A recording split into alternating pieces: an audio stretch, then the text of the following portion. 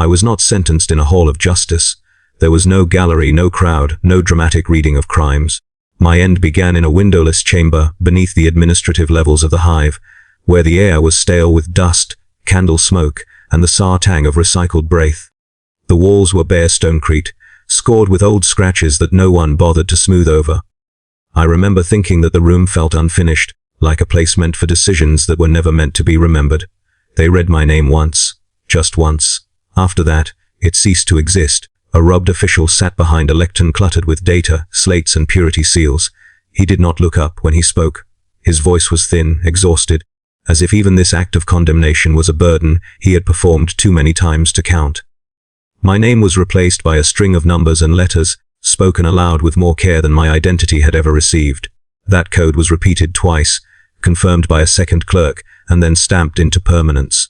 I felt the impact of the brand against my chest before the pain registered, a hot, crushing pressure that burned through cloth and skin alike. The smell of my own flesh filled the room, sharp and intimate. No one reacted. The official continued reading from his slate, listing violations in terms I barely understood: labor deficit, genetic suitability, corrective repurposing. There was no mention of intent, circumstance, or mercy, only efficiency, only need. I realized dimly that the charges themselves did not matter. The decision had been made long before I entered that room. I was simply present to receive it. When it was done, a servo skull drifted forward, its optics flickering as it recorded my new designation. A seal was pressed into my palm, the wax still warm, binding me to a process I did not yet comprehend. I opened my mouth to speak, to plead perhaps, or to ask what would happen to me, but a shock baton cracked against my ribs and stole the breath from my lungs. The guards did not shout. They did not threaten. They simply acted, as if my resistance had been anticipated and accounted for in advance. Chains were locked around my wrists and ankles, cold and heavy, each link engraved with devotional script reminding me that obedience was holy. When they hauled me to my feet, my legs nearly gave way. I had not realized how much my strength depended on the belief that I still had a future.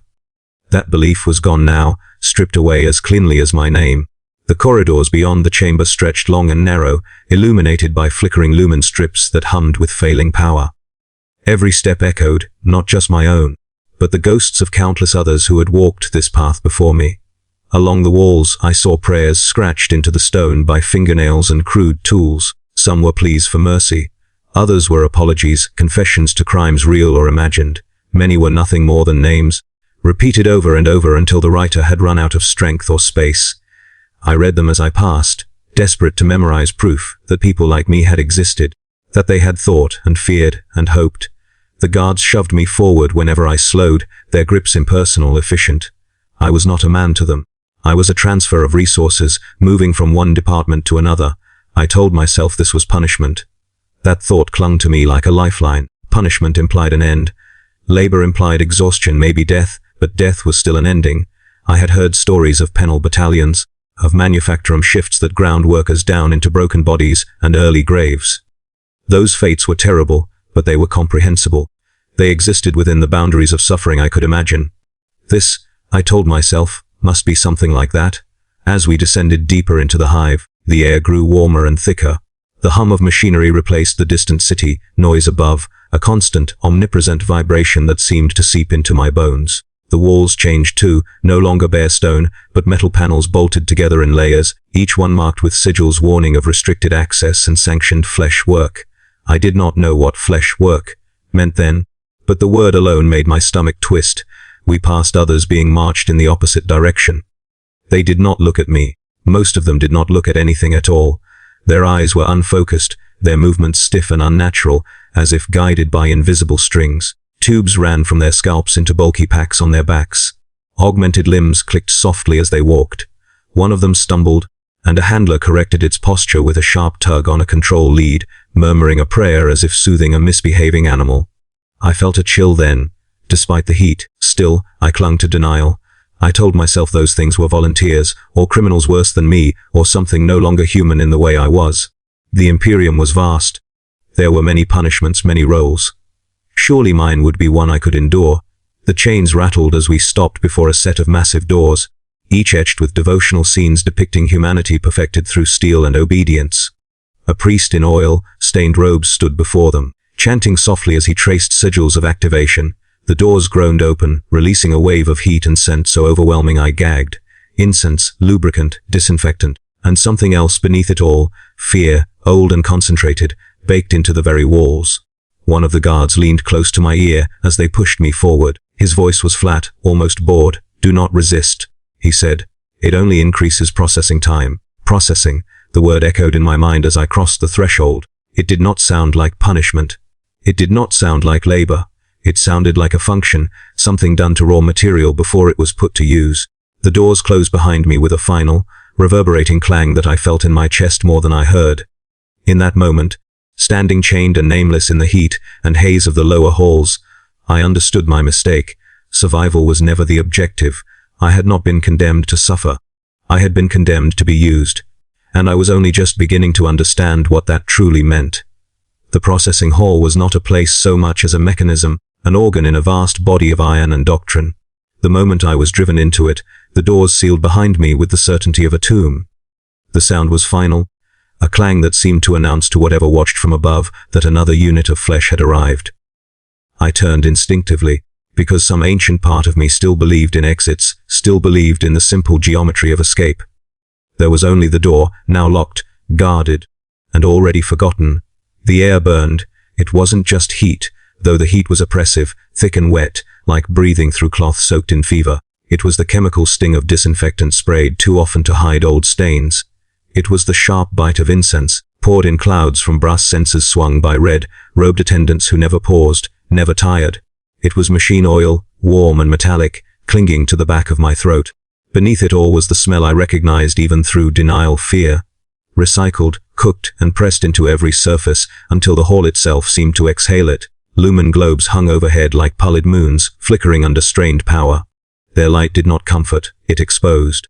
I saw lines painted on the floor to guide movement, yellow hazard stripes, white procession lanes, red boundaries marked with warnings in blocky script. Everything was labeled, regulated, measured. Even terror had an assigned rote. A clerk, no, a whole row of them, sat behind a grill of black iron, their faces half hidden behind breathing masks and parchment hoods.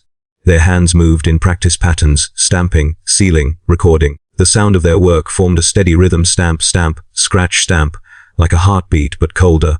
Servo skulls drifted between stations, their bony housings polished and decorated with wax seals, carrying slates and parchment strips as if they were sacred relics. Every time one floated close, I could hear its tiny vox speaker clicking out identification codes in a monotone prayer. The guards brought me to a metal post embedded in the floor. I was chained to it with a practiced tug, the links tightened until my wrists went numb. A plate on the post displayed a number. My number. The one they had burned into my chest. I didn't need to look down to feel it. Every breath dragged the brand against my skin. A constant reminder that pain could be administrative. A scribe approached, flanked by two attendants in stained aprons. The scribe's robes were immaculate, starched and layered, the hem weighted with tiny lead seals that clicked softly as he walked. His eyes were watery and distant, as if he had trained himself not to truly see. In one hand he carried a slate, in the other a stylus capped with a needle. He didn't greet me. He didn't ask my name. He simply read the code from my chest aloud, and an attendant repeated it back like a litany. Designation confirmed. The scribe murmured, and it was not a statement to me. It was a statement to the system. The needle, stylus pricked my arm. I flinched. One of the attendants slapped the side of my head, not hard enough to injure, just enough to correct. The message was clear: my body's reactions were irrelevant. The scribe took a sample of blood, then moved on to my eyes, pulling my eyelids wide with gloved fingers while a small lens device clicked and whirred. Light stabbed into my pupils. Tears ran down my cheeks and disappeared into the grime on my skin. They measured everything. My height, my weight, the thickness of my bones, the ratio of muscle to fat. They opened my mouth, examined my teeth, clicked my jaw side to side. The attendant shaved my hair down to the scalp with a buzzing implement that tore at the skin when it snagged. Clumps fell like dead things onto the floor. Another hand dragged a cold bar of metal down my spine, checking for scoliosis, weakness, defect. Each contact was brisk, impersonal, and efficient, as if my body were a machine being inspected for salvage. All the while, the chanting continued. It came from everywhere. Layered voices murmuring the same phrases over and over, blessings for the machine spirits, invocations of obedience, hymns of gratitude for the sanctity of function. The words washed over me like a tide.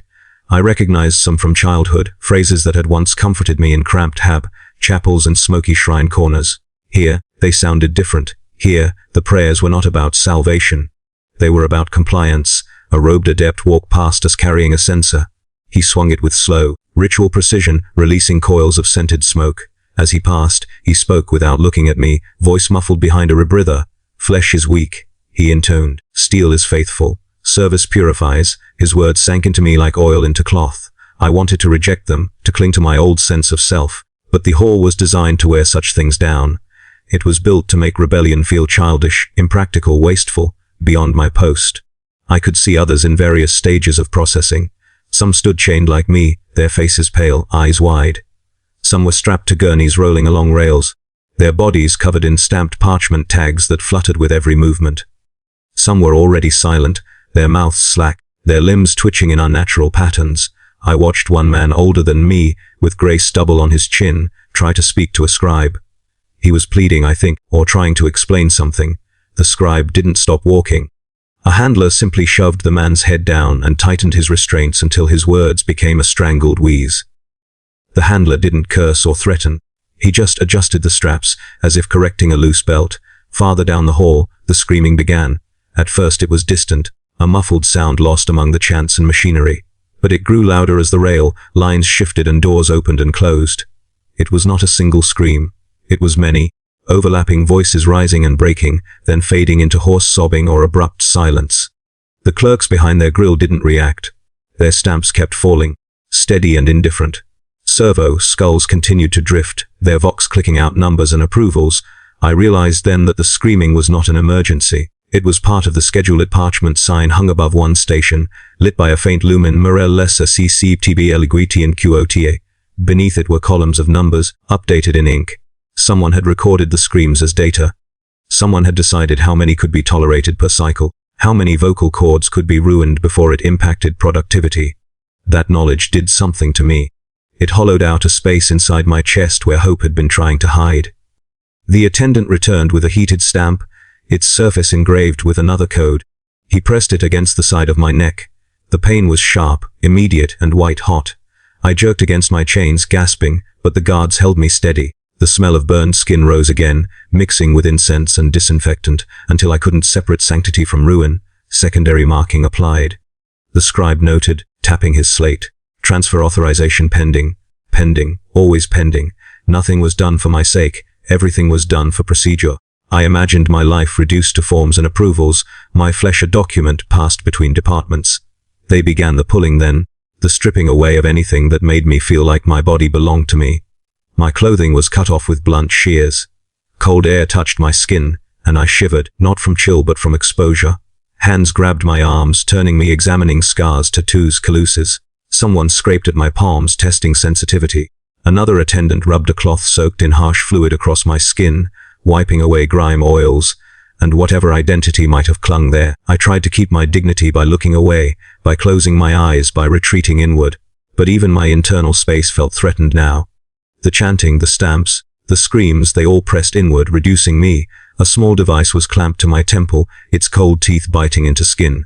A wire ran from it to a cogitator station. The scribe leaned closer, voice still calm. Neural responsiveness test, he said. I felt a pulse, electric, precise, shoot through my skull.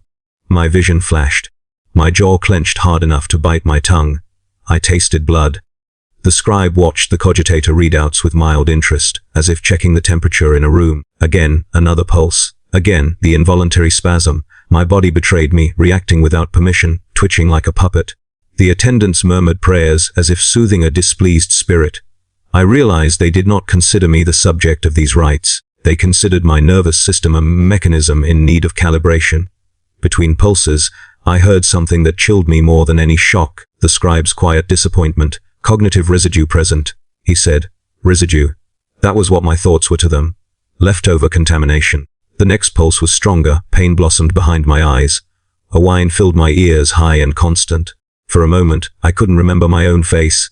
For a moment, I couldn't remember the shape of my name. Panic surged. I fought it, clinging to the sensation of my tongue, the taste of blood, the feel of chains. I told myself, I am here. I am still me, I am still. The pulse ended, and I sagged against the post, panting. The scribe tapped his slate again. Acceptable, acceptable. I wanted to scream, to curse, to spit, to do anything that proved I still had agency. But I looked down the hall and saw what screaming accomplished. It became a number in a column. It became morale loss within quota. So I swallowed my blood and stayed silent, and in that silence, I felt the first true terror, not of pain, not of death, but of the way my mind was being framed. Not a person to be punished, not even a prisoner to be controlled, a defect to be corrected, a resource to be processed, my thoughts, my memories, my fear, already being weighed, labeled, and prepared for removal. They did not tell me when the surgeries would begin. There was no announcement, no formal transition from processing to disassembly. One moment I was chained to the post, my nerves still humming from the last compliance test, and the next the restraints were released and replaced by hands guiding, no, directing, my body onto a moving platform. I did not walk. My legs moved, but not because I chose to step. A control prod pressed into the base of my skull, and my muscles obeyed with humiliating immediacy. It was my first lesson in what obedience truly meant. The platform carried me through a series of narrowing corridors, where the chanting grew softer, replaced by the whine of machinery and the rhythmic hiss of pressure seals opening and closing. The air changed again. It was colder here, sharper, scrubbed clean of incense, and replaced with the sterile stink of antiseptic and heated metal. I remember thinking, absurdly, that it smelled like a hospital, then realizing that hospitals were places of healing, and this was not that. The surgery chamber was vast and white, lit by lumen arrays so intense they flattened everything into harsh clarity. There were no shadows to hide in. Every surface gleamed with obsessive cleanliness, broken only by stains that had resisted all attempts at erasure. They had tried to scrub those marks away, I could tell. The effort was visible. That, more than the stains themselves, terrified me. They laid me down on a table of cold steel, its surface subtly contoured to cradle a human body like a mold. Restraints snapped shut around my wrists, ankles, chest, and throat with mechanical precision. Each clamp adjusted itself automatically, tightening until movement was impossible, but circulation remained intact. The table hummed softly, as if content with its work. Above me, the lumen lights intensified. I squeezed my eyes shut, but it made no difference. The light seeped through my eyelids, burning red and white. I opened them again, tears streaming, because closing them felt like surrendering awareness. I wasn't ready for that yet. I didn't know why I believed awareness would save me, but I clung to it like a charm. Figures moved into my field of vision, surgeons, adepts, attendants. They were robed head to toe, their faces hidden behind masks of polished metal and glass lenses that reflected me back at myself in distorted fragments. I saw my own face multiplied and broken, pale and terrified, framed by restraints and light. I wondered if this was the last time I would ever truly see myself. A mechanical arm descended, its joints clicking softly as it positioned a needle above my neck. I tried to speak. My throat tightened around the effort. "Please," I managed, the word thin and pathetic in the cavernous room. No one responded. The needle plunged into my flesh, delivering a surge of cold that spread rapidly through my veins. I waited for darkness, for merciful unconsciousness. It did not come. Instead, the world sharpened. Sounds became clearer, more distinct. I could hear the faint whir of servo motors, the scrape of metal instruments being arranged, the low murmur of data being exchanged between machines. Whatever they had injected was not meant to spare me. It was meant to preserve me. Sedation unnecessary. A voice said, filtered and distant. Subject responsiveness optimal. Optimal. The first cut was small and precise, a line drawn along my forearm. Pain flared, bright and immediate. I gasped, my body straining uselessly against the restraints. Blood welled up, warm against the cold steel. An attendant wiped it away almost before I could register it, efficient and gentle, as if tending a machine that leaked oil. They worked methodically. Another incision, then another. Skin parted, tissue exposed. I felt hands probing, instruments separating layers of flesh with practiced ease.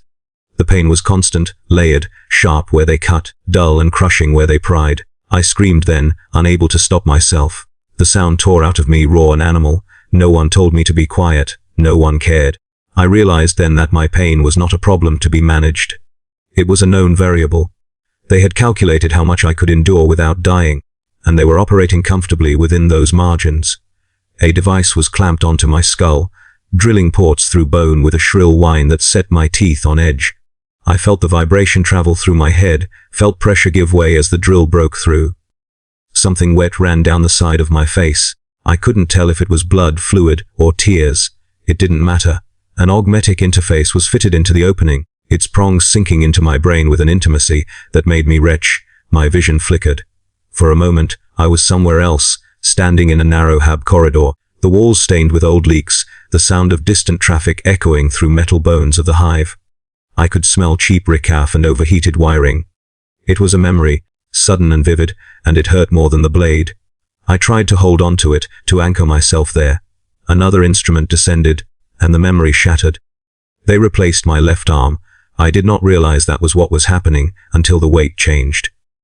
One moment I could feel my fingers twitching against the restraint, nails biting into metal. The next there was a dull absence, followed by a heavy, unfamiliar pressure as something new was bolted into place. The pain was there, yes, but muted, distant, as if my body no longer fully recognized the limb as its own. Cables were fed into my shoulder, connecting muscle and nerve to cold. Obedient machinery. I watched it happen. I watched them remove what had been mine since birth and substitute it with something better, stronger, more reliable. The surgeons murmured approval as the augmetic responded to test signals, flexing with mechanical precision. They did not ask if I could still feel it. They did not care. More cuts, more replacements. Organs were accessed, adjusted, reinforced. Something was removed from my abdomen, a gland, perhaps, deemed unnecessary. A port was installed in its place, sealed with a metal plate etched with prayers. Tubes were threaded through my torso, rerouting functions I did not understand. Each alteration was accompanied by a note, a data entry, a confirmation chime. This was not a single surgery. It was a process, a conveyor of violation that did not pause, did not hesitate, did not acknowledge my humanity, except as a baseline from which to improve. At some point, I lost track of time. Pain blurred into sensation, sensation into noise. I drifted in and out of partial awareness, but never fully escaped. Every time my consciousness began to slip, another stimulus jolted me back, an electric shock, a chemical injection, a shouted correction. They would not let me rest. Rest implied recovery, and recovery implied resistance. I remember the taste of metal flooding my mouth when they adjusted something in my jaw. I remember the sound of my own bones being cut, a dull crunch that echoed inside my skull. I remember the smell of my burned flesh as cauterizers sealed wounds faster than my body could bleed. Through it all, the surgeons remained calm, professional, devout. This was not cruelty. Cruelty would have required intent, emotion, malice. This was routine. This was devotion to a system that demanded function above all else. My suffering was not the point. My modification was, at some point late or early or timeless, they stepped back, the instruments withdrew. The table's restraints loosened slightly, enough to allow breathing, not enough to allow movement. The lumen lights dimmed to a bearable intensity. A final device descended, hovering above my face, its lens focusing on my eyes. Subject viability confirmed. A voice said, cognitive activity within acceptable parameters. Acceptable. I lay there broken and rebuilt, my body no longer fully my own, my mind raw and screaming. I understood then that this chamber was not an endpoint. There would be no moment when they declared the work finished and sent me away whole. This surgery would never truly end. It would continue in adjustments, in upgrades, in corrections, each one carving away more of what I was, each one justified by efficiency and faith, and the worst realization, the one that settled into me like a blade between the ribs, was this: they were not done because I was still suffering. They were done because I could still suffer later. That was the real optimization. I did not wake up from the surgeries. Waking implies rest, a pause, a before and after. There was no such mercy. Consciousness simply continued. Pain faded into something duller, broader, like pressure behind the eyes that never quite released. I became aware of the world again, not because I had recovered, but because they required me to be aware. I could not move. That was the first thing I understood with certainty. I tried to flex my fingers, nothing. I tried to swallow. My throat responded sluggishly, as if the command had to travel through unfamiliar pathways before being approved. Panic rose instinctively, hot and immediate, but even that felt muted, filtered through layers of something cold and artificial. I lay suspended upright, not flat this time, secured in a metal frame that cradled my torso and skull. Restraints bit into new augmetic anchor points as easily as flesh. My remaining organic eye was held open by a delicate clamp, forcing me to stare into the dim chamber ahead. The other eye, no longer flesh, fed data directly into my brain, overlays and symbols ghosting across my vision whether I wanted them or not. The room was smaller than the surgery hall, but more intimate in its cruelty. This was a place of observation, not transformation. The walls were lined with cogitator banks and data tethers, cables running like veins along every surface. The air was cooler here, dry and sharp, carrying the faint ozone tang of active circuitry. Somewhere nearby, machinery clicked and hummed in slow, patient rhythms. I heard voices, not chanting this time, but conversation, low, technical, disturbingly calm. They spoke as if I were not present, as if I were a malfunctioning component laid out on a bench. Cognitive persistence exceeds baseline. One voice said, residual personality structures intact. Another replied, deviation from projected decay curve. There was a pause. I imagined them consulting data, adjusting expectations, unacceptable long term. The first voice concluded, recommend further correction. My heart, augmented now. Its beat steadier than it had ever been, quickened despite itself. They were talking about my thoughts, my memories, my awareness. They were not side effects to be endured. They were faults. A presence moved into my field of vision. A robed adept with multiple mechadendrites unfurled from his spine like a nest of metal serpents. Each one ended in a different tool, needles, lenses, injectors, data spikes. His mask was expressionless, a smooth plate engraved with tiny script that praised obedience and silence. He leaned close, so close I could see my distorted reflection in the polished surface. Do you understand where you are? He asked. The question startled me. No one had asked me anything since the sentence was passed. My mouth opened slowly. My voice, when it came, sounded wrong, flat, filtered, as if spoken through a Vox grill. Yes, I said, or tried to. A mechadendrite twitched, recording my response. Do you recall your designation? He asked. The number surfaced instantly in my mind, sharp and unavoidable. It came faster than my old name ever would have. That frightened me more than the pain. Yes, I said again. Do you recall your previous identity? He asked, almost casually. I hesitated. That hesitation was everything. My thoughts scrambled, colliding with warnings I did not consciously recognize. Images flickered, faces without names, places without coordinates, emotions without context. I felt pressure in my skull, a tightening sensation as if invisible hands were squeezing my brain. I remember, I said, uncertain. The pressure increased, imprecise. The adept murmured. Emotional markers remained strong. Something sharp slid into the port at my temple. The world lurched, light exploded behind my eyes, and suddenly I was no longer in the chamber. I was younger. I was running down a corridor that smelled of rust and cooking oil, laughter echoing behind me. A hand grabbed mine, warm, familiar, and pulled me forward. I felt joy then, sudden and overwhelming, a reminder of what it had once meant to be human. The memory was torn away. I screamed, or thought I did. My body did not move, but alarms chimed softly as my neural activity spiked. The adept watched his instruments with interest. There, he said. That response. That is the interference. They tested me for hours, or days. Time meant nothing here, measured only in cycles and data logs. They showed me images designed to provoke reaction, violence, devotion, faces that almost meant something to me. They asked questions, some simple, some abstract. Each answer was weighed, analyzed, compared against expected compliance curves. Every time I reacted too strongly, fear, anger, grief, the pressure returned. Sometimes it was pain, sharp and corrective. Sometimes it was worse, the forced surfacing of memories I had been trying desperately not to think about, only to have them dissected and discarded like faulty parts. I learned quickly, not how to escape, there was no escape, but how to hide. I flattened my thoughts, dulled my responses, tried to think slowly, carefully. I imagined myself as they wanted me to be, empty, compliant, silent. It was exhausting, a constant act of self-erasure performed under scrutiny. They noticed anyway. Adaptive behavior detected, one voice said. Subject attempting suppression. Interesting, another replied. Self-preservation instinct remains robust. That was not praise, that was concern. At one point, a different figure entered the chamber, a priest, judging by the heavy iconography etched into his augmetics. He carried a small reliquary that emitted a soft, steady hum. He placed it against my chest, directly over the brand. Do you pray? He asked. I didn't know how to answer. I had prayed before, quietly, imperfectly when things were bad. Now prayer felt dangerous, another expression of thought they might strip away.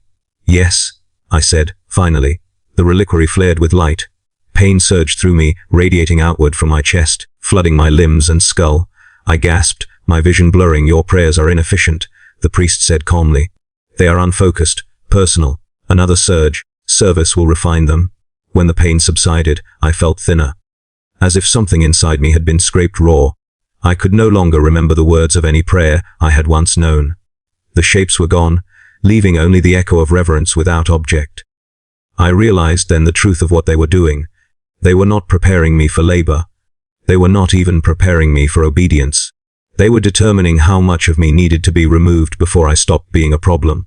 The mind wipe they had promised, spoken of in hushed, almost merciful tones, was not a release. It was a tool, to be applied only when all other corrections failed. As long as I could still function, still respond, still think in ways they could shape, they would not grant me even that oblivion. I lay there, restrained and catalogued, my consciousness laid bare and judged wanting. Each test left me weaker, slower, more afraid to think at all. I began to understand that awareness itself was the crime, and the sentence for that crime had not yet been fully carried out. They did not tell me what my function would be, until it was already happening. There was no announcement, no ceremony to mark the transition from evaluated subject to assigned asset. One moment I was still suspended in the review frame, my thoughts catalogued and deemed insufficiently diminished, and the next the restraints released in a precise sequence that left me hanging for a breathless second before mechanical arms caught and guided me forward. My feet touched the floor, but I did not stand of my own accord. Motors engaged somewhere deep within me, and my legs straightened obediently, as if I had never known how to choose otherwise. The corridor beyond the evaluation chamber was narrow and utilitarian, its walls unadorned except for warning sigils and maintenance tags.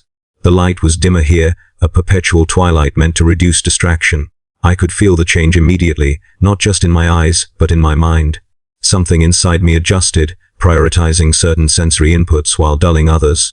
I did not ask it to. It simply happened. We entered a vast space that stretched beyond the reach of the lumen strips overhead. Rows upon rows of workstations filled the chamber, each one occupied by a figure standing perfectly still until prompted. The sound was overwhelming. The grinding of machinery, the hiss of steam, the rhythmic clang of pistons and presses. It was a symphony of industry, relentless and unforgiving, and I realized with a sick certainty that this noise would never leave me. It would follow me into whatever passed for sleep now, echoing endlessly in the hollow spaces of my altered mind. A designation flashed across my vision unbidden. For 40K GM Eden Mederail Sart MGN feeder beneath it. A cascade of subroutines and parameters I could not fully comprehend, but somehow understood were now part of me. I felt my body turn, step forward, and take its place at an empty station without any conscious decision on my part. My remaining organic hand twitched, then stilled, fingers curling into the exact shape required to grip incoming objects. The conveyor began to move. Scrap metal, broken components, slag and refuse slid toward me in an endless stream. My augmetic arm moved first, faster than thought, separating usable material from waste with unerring accuracy. My organic hand followed, slower but guided, assisting where fine manipulation was required. I watched myself work, a detached observer trapped behind my own eyes. At first I tried to interfere. I hesitated, just slightly, delaying a movement by a fraction of a second. Pain blossomed instantly at the base of my skull, sharp and corrective. A warning icon flared in my vision. Perf Army NC Divatio Detid. Before I could even form a thought in response, my arm moved again, faster now, compensating for the lost time. An overseer walked past, his boots ringing against the metal floor. He carried a shock maul in one hand and a data slate in the other. He did not look at my face. He did not need to. The slate told him everything that mattered. Unit responding within acceptable parameters. He muttered, more to the slate than to me. Minor latency corrected. Unit. The word settled over me like a shroud. To my left and right, other servitors worked in silence. Some were barely recognizable as human. Torsos fused directly into machinery, limbs replaced entirely by specialized tools. Their heads lolled or were locked in place, eyes either blank or replaced by sensor clusters that glowed faintly. None of them spoke, none of them hesitated. Their movements were smooth, repetitive, mercilessly efficient. I envied them. I envied the emptiness I saw there, the absence of fear and thought. My awareness, still stubbornly present, had become a private torment. I felt every second stretch and compress, felt the monotony grind against my mind like sandpaper. The machine routines did not care how I felt. They cared only that my output met quota. Time lost its shape, cycles blurred together, marked only by brief pauses when maintenance servitors sprayed lubricant onto joints and wiped residue from surfaces. During those pauses, I could not relax. My body remained locked in position, muscles held taut by unseen commands. My mind wandered, despite my efforts, drifting toward memories I had learned were dangerous. A smell, hot metal mixed with oil, triggered an image of a cramped kitchen, of standing over a faulty cooker and cursing softly as smoke filled the room. The memory lasted less than a second before a spike of pressure drove it away. Warhammer. I focused harder on the work, on the feel of objects passing through my grip, on the precise angles required to sort them correctly. I became very good at it. That realization filled me with a quiet horror. Improvement came easily now, my body and mind aligning more closely with the function imposed upon them. Each gain in efficiency felt like a loss elsewhere, a subtle fading of something I could no longer name. I stopped trying to recall my face. I stopped wondering what my voice sounded like before it had been filtered and flattened. Once, an overseer struck me. It was not because I had failed, it was because I had succeeded too slowly for his liking during a surge in throughput. The shock, more connected with my side, sending a jolt through my nervous system that left me gasping. Pain flared, then subsided into a dull ache as internal dampeners kicked in. The overseer did not apologize, he simply adjusted my tolerance settings on his slate and moved on. Machine fault, he said, almost absently, not my fault. The machines, that distinction mattered, somehow even as it erased me further. I began to notice changes in my perception. Colors dulled, reduced to functional contrasts. Sounds filtered themselves, the roar of the manufacturer resolving into patterns that helped predict workflow. Smells became data points, overheating, contamination, acceptable variants. My thoughts grew quieter, less intrusive, but they were still there, coiled tight and aching. Occasionally, I caught glimpses of new arrivals being installed at nearby stations. Their eyes darted wildly, their bodies stiff with terror and confusion. I recognized myself in them. Remembered, faintly, that I had once looked the same. I wanted to warn them, to tell them that fighting would only hurt more, that awareness was a curse here, but my mouth did not open. My vocal systems were locked, reserved for sanctioned outputs only. Instead, I watched as their movements grew steadier, their expressions blanker. One by one, they joined the rhythm. At the end of one cycle, if it was the end, I could no longer be sure. They powered down certain peripheral functions. My vision dimmed, but my thoughts did not stop. I stood there, locked in place, listening to the distant hum of machinery and the softer, more unsettling silence of minds that had already surrendered. I understood then what my assignment truly was. Not just to sort material, but to be sorted, to have every excess thought, every hesitation, every fragment of identity worn away by repetition and correction until nothing remained but function. Awareness had not saved me. It had only prolonged the process. And as I stood there, half machine and wholly trapped, I realized with a sinking dread that this was not the worst it would get. This was only the point at which I stopped being considered a person at all. Time did not pass anymore. It eroded. There were no days, no shifts marked by bells or prayers I could follow. There was only throughput, an endless procession of material flowing toward me, through me, past me. Cycles overlapped, blurred, collapsed into one another until the concept of before and after lost all meaning. My internal chronometer still functioned, I think, but its data was no longer routed to anything resembling conscious awareness. Time existed only for the machines that required it. For me, there was only now, and now was always the same. My body moved with flawless precision. I no longer felt the hesitation that had once earned me pain. The augmetic arm responded faster than thought, its servos humming softly as it separated, sorted and fed the line. My organic hand, what remained of it, followed without resistance. Even its touch had changed. Caluses hardened, nerve feedback dulled. Sensation became optional, selectively suppressed when it interfered with output. At first, I had clung to my thoughts as proof of existence. I had hidden them, flattened them, rationed them. Now, they began to betray me in a different way. They started to decay. Memories no longer arrived whole. They came as fragments, detached sensations without context. The smell of damp stone without knowing where it belonged. The feeling of warmth at my side without a face to attach it to. A laugh that echoed briefly and then dissolved before I could grasp its meaning. Each time I reached for these fragments, they slipped away, leaving behind a dull ache that my systems flagged as non-productive distress. The ache was suppressed. I remember realizing, with a strange, distant clarity, that I could no longer picture my own face. The thought surfaced slowly, like something rising from deep water. I tried to imagine myself as I had been, standing, speaking, existing without restraint, but the image would not form. I knew that I had a face once. I understood the concept, but when I tried to assemble it, my mind returned nothing but static and warning glyphs. Pressure built behind my eyes. I stopped trying. The machine spirits grew louder. That is the only way I can describe it. At first, they had been background noise, a low hum of instruction and correction, easily ignored. Now they whispered constantly, layers of directives and status reports flowing through my mind. They did not speak in words, not really, but in impulses and priorities. Sort faster, adjust grip, compensate for variance, ignore discomfort. They were not hostile, they were patient, and patience, I learned, was far more dangerous. My thoughts became slower, not because I was tired, but because there was less space for them. Every moment of awareness had to fight for processing power against the demands of my assigned function.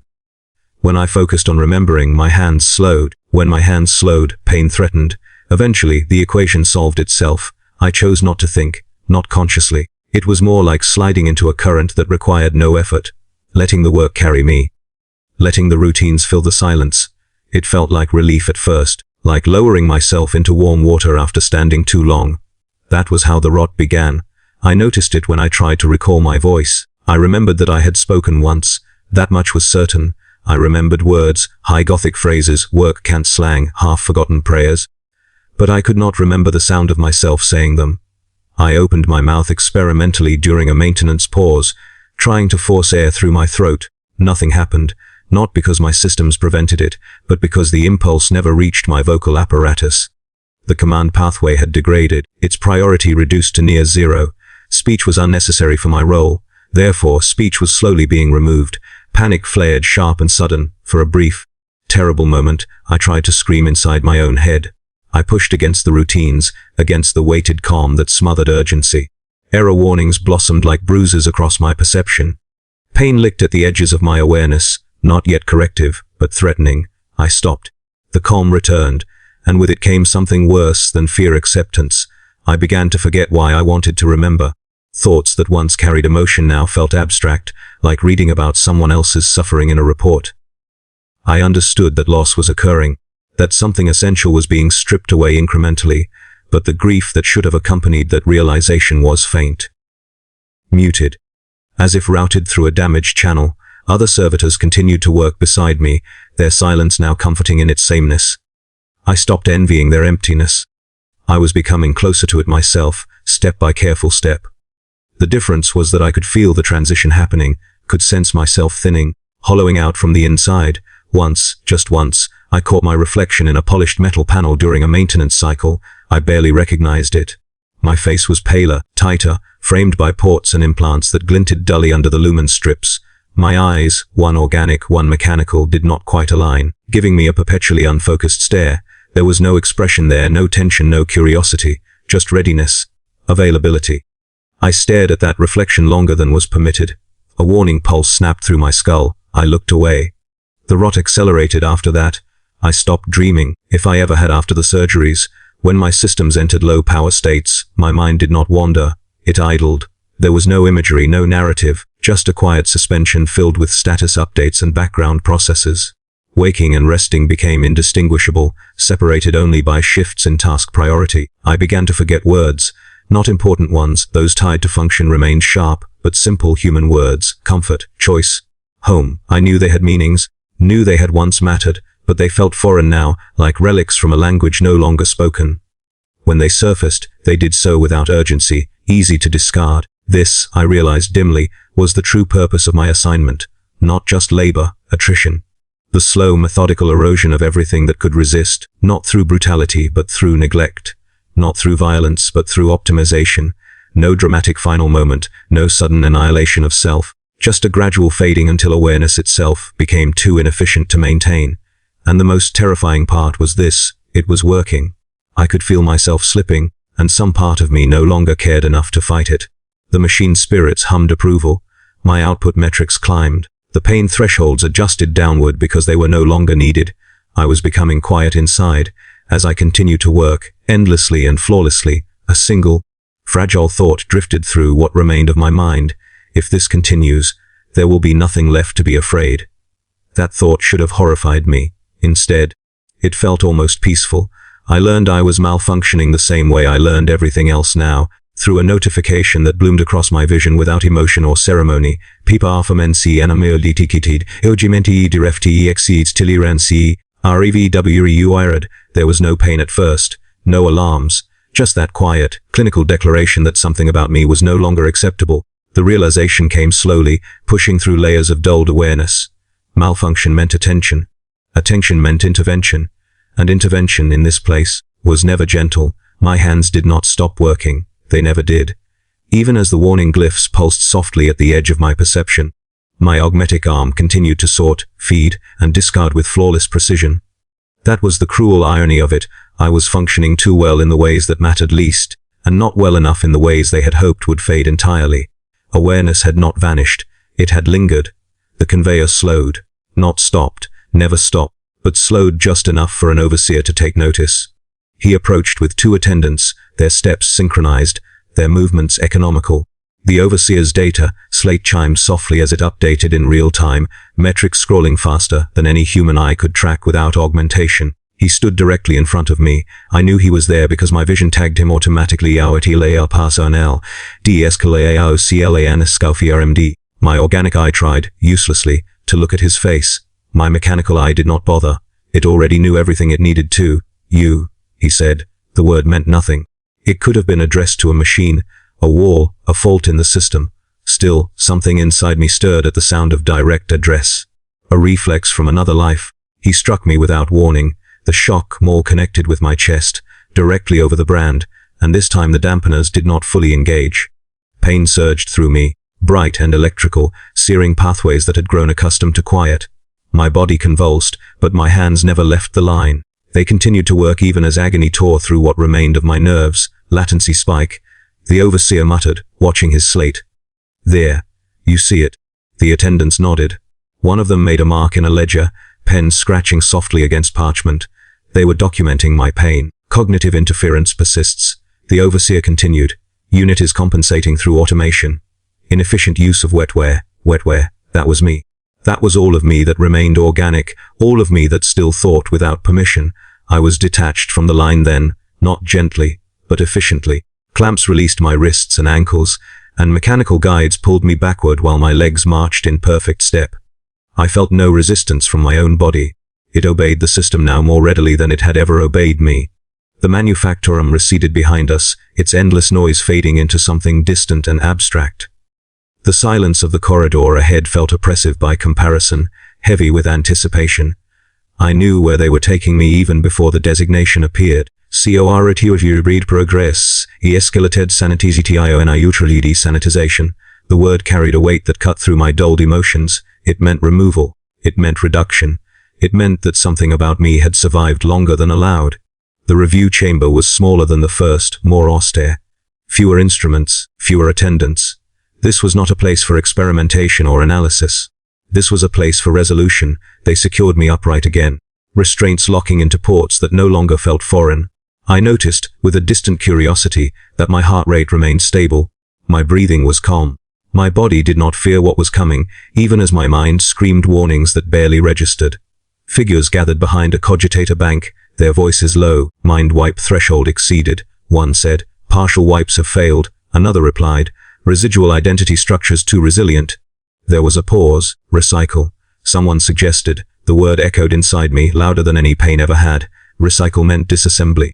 It meant stripping useful components and discarding the rest. It meant that my failure to disappear quietly could result in my complete erasure, not as mercy, but as efficiency. No, the first voice said after a moment. Resource investment too high. Deep correction authorized. Deep. A mechadendrite descended into my field of vision, its tip glowing faintly. I felt a spike of fear then, real fear, sharp and cutting through the haze. It startled me with its intensity. Some part of me had survived long enough to understand what this meant. I tried to resist, not physically. That was impossible. I tried to think, to run, to scatter my thoughts, to cling to whatever fragments remained.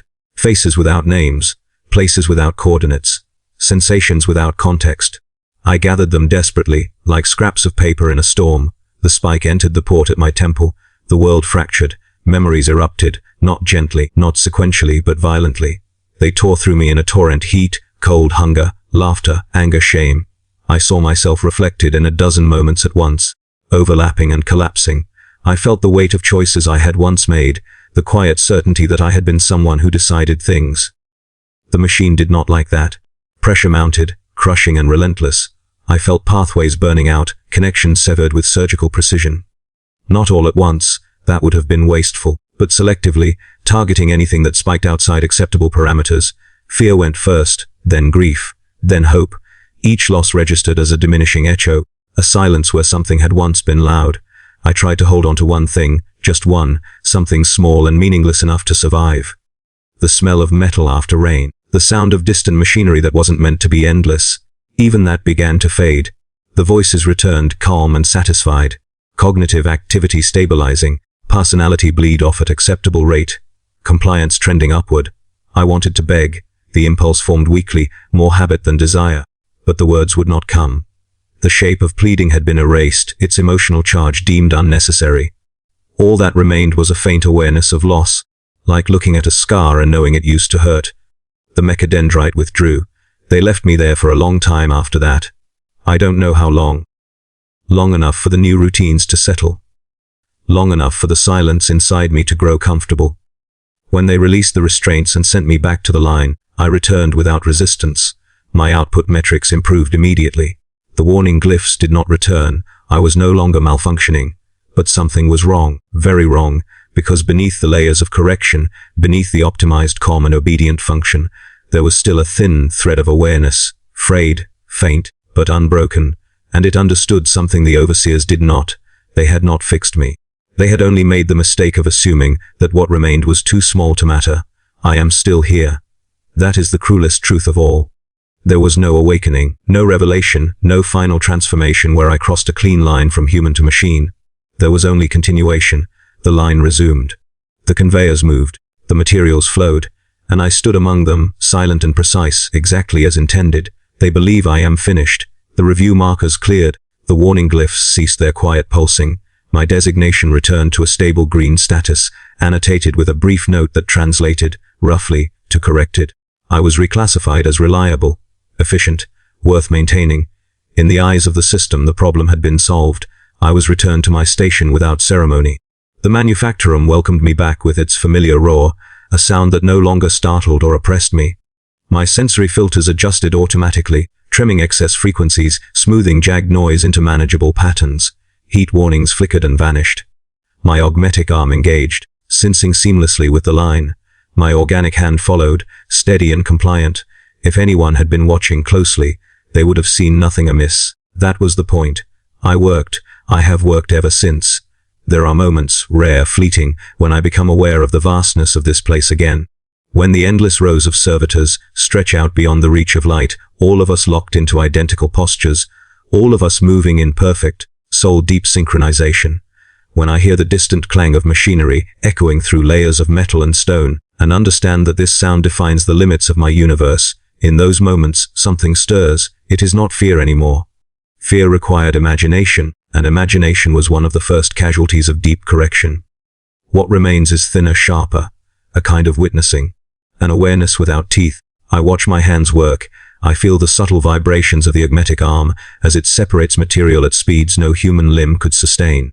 I feel the muted pressure in my organic fingers, sensation carefully throttled to prevent distraction.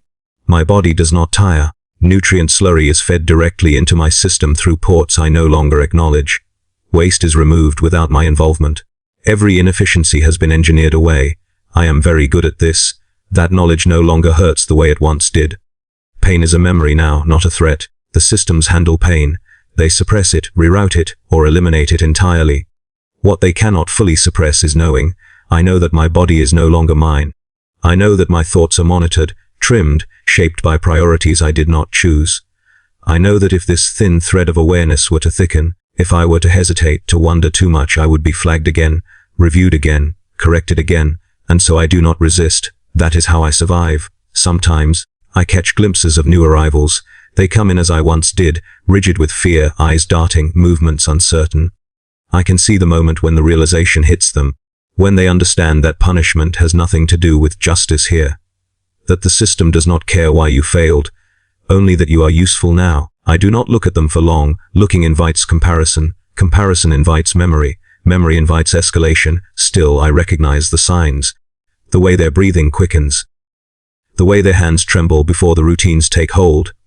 I know how long it will take before the tremors stop. I know which stage they are in by the stiffness of their posture, by how quickly their movements synchronize with the line. I know because I have lived it. Time continues to erode. I cannot tell you how long I have been here. My internal chronometer still records it somewhere, but that data is no longer surfaced. Years, decades, it makes no difference. The Imperium measures worth in output, not endurance. As long as I function, I exist. As long as I exist, I function. Sometimes, rarely, I am taken offline for maintenance. During those moments, my body is locked in place, systems partially powered down, my vision dims. Sensory input drops to a whisper. It is the closest thing to rest I am allowed. It is also when awareness becomes loudest. In the quiet, without the constant pressure of the line. Fragments drift up from wherever they have been buried. Not full memories, never that, but impressions. A sense of being someone once. A knowledge that I had preferences, opinions, a direction in life that was not dictated by throughput quotas. These fragments do not hurt the way they used to. They simply exist, and then the systems come back online, the hum returns, the directives reassert themselves. The fragments sink back down, smothered by function. I resume my place without protest. I think, if that word still applies, that this is what they wanted. Not obliteration, not mercy, continuity. A mind reduced to a thin, compliant observer trapped behind layers of obedience, watching a body it no longer commands perform endless labor in the Emperor's name. A reminder, perhaps unintended, that the Imperium does not need to erase you completely to own you. It only needs you to work. I will never be reassigned. I will never be promoted. I will never be forgiven. When this body finally fails, when even optimized maintenance can no longer justify the resource cost, I will be recycled. My useful components stripped away. My remaining flesh rendered into something that feeds the next cycle, and even then, I suspect, there will be no peace, because the true cruelty was never the chains, or the surgeries, or the mind wipes that failed to fully take. The true cruelty was this. I am still aware enough to understand that there will be no end, no release, no moment where I stop being useful. I was never meant to remember any of this, yet here I am working, watching, endlessly.